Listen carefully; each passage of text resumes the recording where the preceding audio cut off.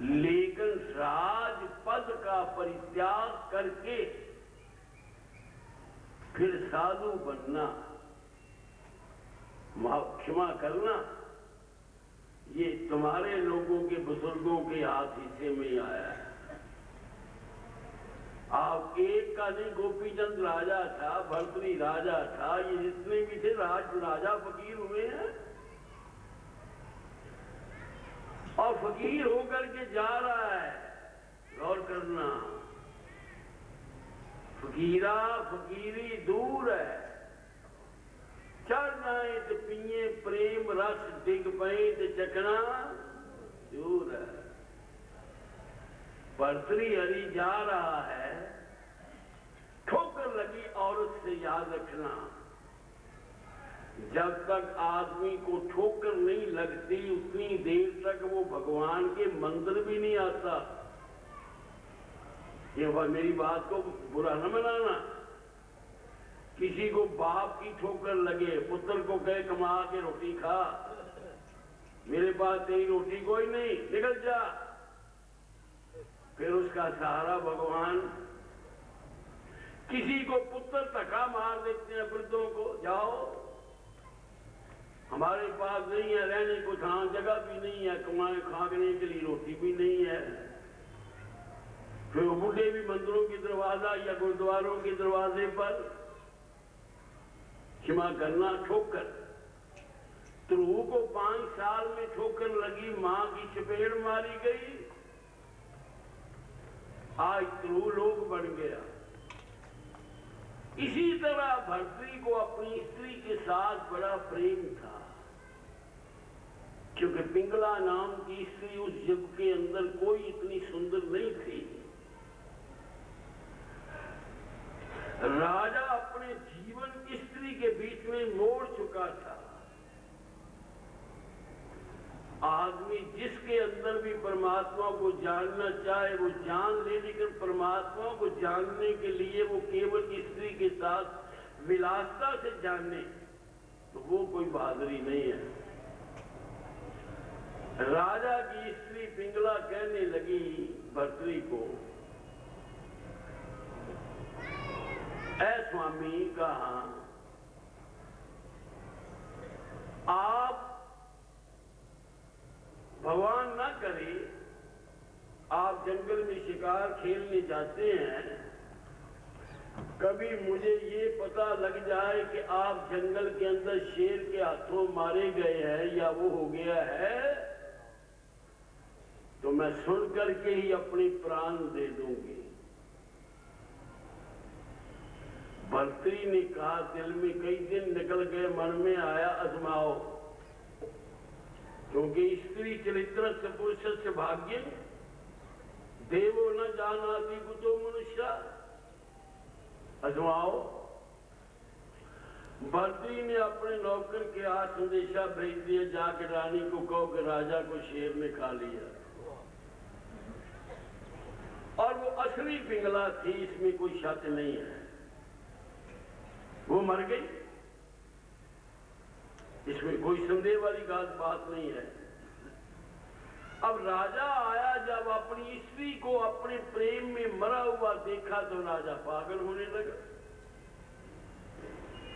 क्योंकि जो आदमी जिससे प्रेम करता है, माफ करना, अगर वो उसकी मौत का सुनकर के अपने प्राण दे देती है, तो राजा भी प्रेम कभी पूरा ना करे तो धिक्कार है उसके ऊपर भी। ये नागेश्वर महादेव जी का मंदिर देख रहे हो, ये मकसद क्या है, ध्यान देना। नारी चीज क्या है? नारी केवल भोग की साधना तो नहीं है, नारी योग की साधना भी है, याद रखना। जिस समय भर्तृहरि ने रोया, गुरु गोरखनाथ उसके गुरु थे, आए, कहने लगे भर्तृहरि ये संसार नाशवान है, क्यों रोता है? कहने लगा मैं मानता हूं नाशवान है, परंतु मुझे रानी पिंगला की जरूरत है, मैं उसके बिना जिंदा नहीं रह सकता गुरुजी। गुरु गोरखनाथ ने अपनी माया शक्ति से 100 पिंगला बनाई। ध्यान देना, ये तुम्हारे महापुरुषों की शक्तियां बताए। अब 100 पिंगला खड़ी कर दी, कहेंगे राजा जो तेरी पिंगला है ले ले। अब वो असली पिंगला तो चली गई, अब आ गई माया की पिंगला। लेना तो राजा को पड़ा ना पिंगला को। अब वो उसमें से एक पिंगला के साथ उसकी शादी हुई। नतीजा क्या निकला, वो उसी तरह, उसी पिंगला की तरह उससे प्रेम करता है। लेकिन अब माया की पिंगला वो पिंगला नहीं है। एक ब्राह्मण अमर फल लाया। अमर फल का मतलब ये था कि खाने से बुढ़ापा नहीं आता। ब्राह्मण ने कहा मैंने क्या फूकना है, भजन करो भगवान का। जवानी विषय विकारों के लिए बनी है और इसका मकसद ही क्या है। वो फल लेकर चल पड़ा। ये कहता हुआ कि दिन रात ज्ञान अंधेरे विच, दिन रात ज्ञान अंधेरे विच, ए उतली भजदी फिरदी है, उतली भजदी फिरदी है,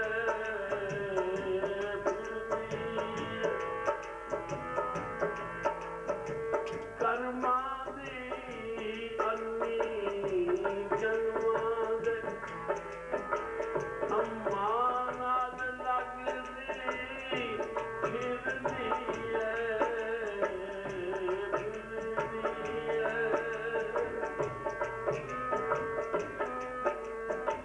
ए परम पिता दी बेटी है, ए उस प्रभु दी बेटी है।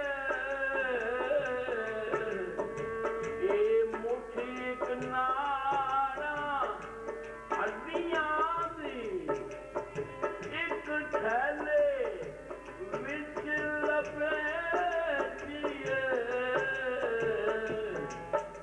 अंदरों है ढोल दा फूल निरा, पर उपरों सजदी फिरदी है।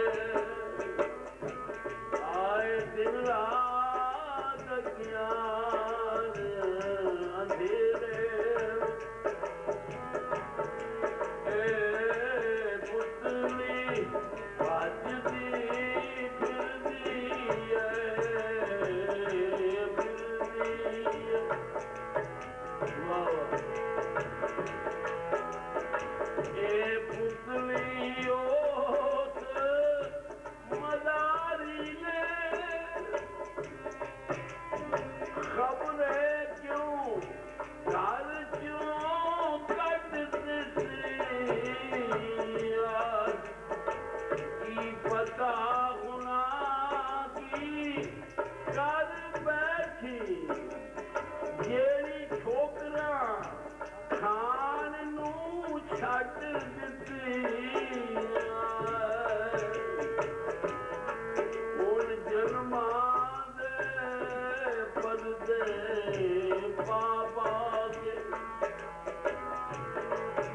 ਇਹ ਕੰਮਾਂ ਨਾਲ ਲੱਗਦੀ ਫਿਰਦੀ ਹੈ। ਦਿਨ ਰਾਤ ਗਿਆਨ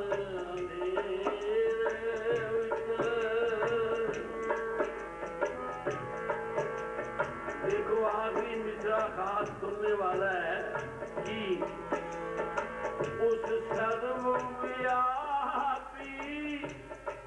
ईश्वर नू एक कमली लभदी गारां विच, एदी सूई गवाची घर अंदर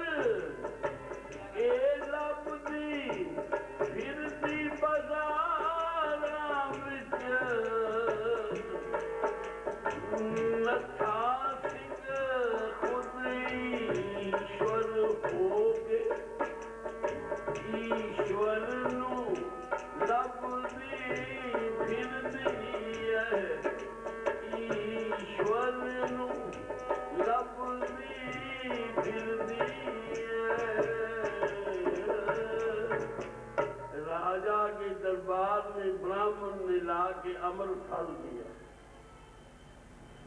राजा, मैं ब्राह्मण भजन करने वाला हूं, मैंने इस अमर फल को क्या करना है?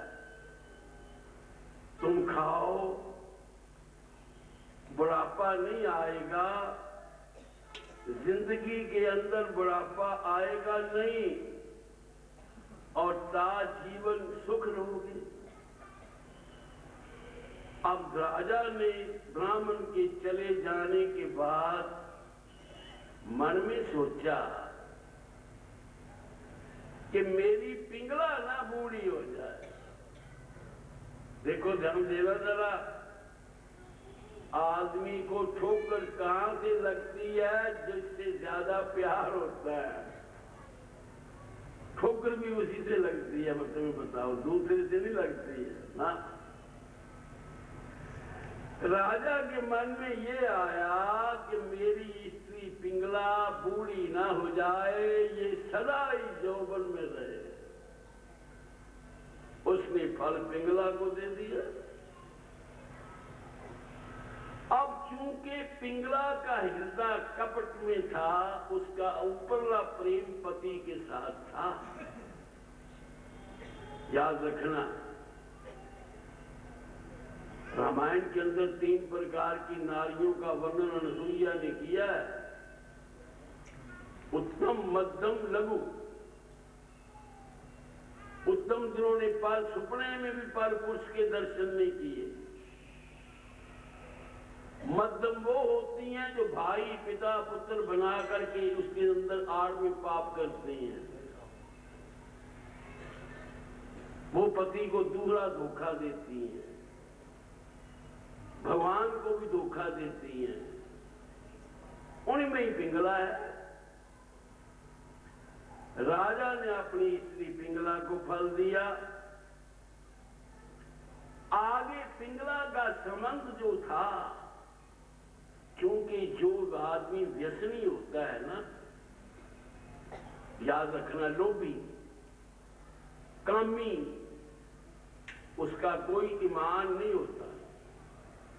लोभी लड़की के पैसे भी खा जाएगा,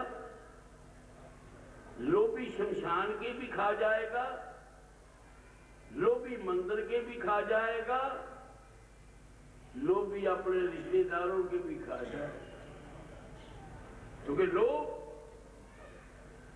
इसी तरह कामी की हालत है। अगर आदमी के अंदर ये नुक्स है तो उसकी कोई लड़की नहीं, मुंह से कहता है।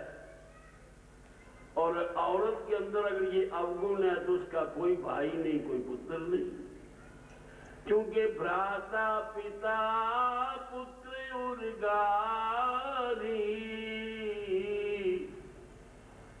पुरुष मनोहर निर्खत नारी, उनका कोई भ्राता नहीं होता। रामायण में गोस्वामी जी लिखते हैं, जब शुरू में कहा गई है